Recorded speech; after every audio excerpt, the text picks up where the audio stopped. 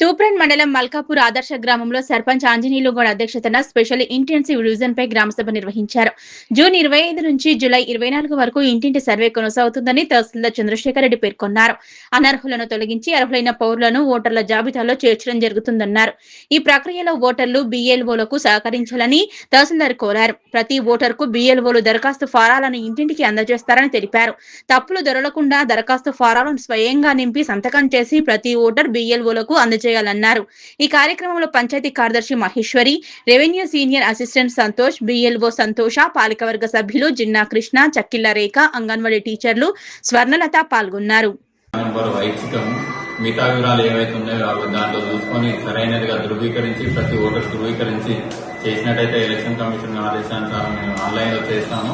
దానికి సంబంధించిన వివరాలు ఉన్నట్టయితే అందరూ గ్రామంలో ఉన్న ప్రతి ఒక్క ఓటరు దీనికి సహకరించాలని కోరుకుంటూ, మరియు ఎక్కడ కూడా డబుల్ ఓట్లు ఉన్నా కూడా వేరే వివరాలు ఏమున్నా కూడా ప్రతి ఓటర్ ఎక్కడైతే నివసిస్తున్నారో డైలీ దాని ప్రకారంగా చేసుకుని అక్కడ తీసుకోవాల్సిందిగా కోరుచున్నాము.